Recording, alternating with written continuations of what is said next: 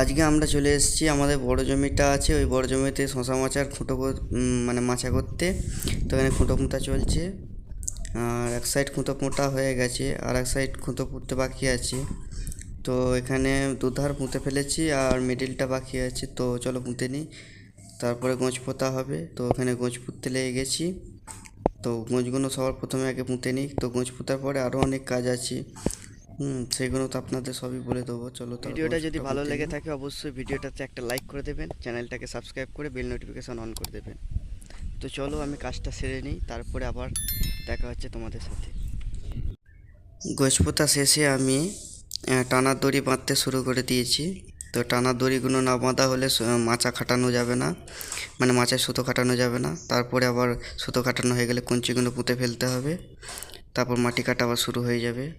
তো চলো এখানে ভিডিওটা শেষ করব।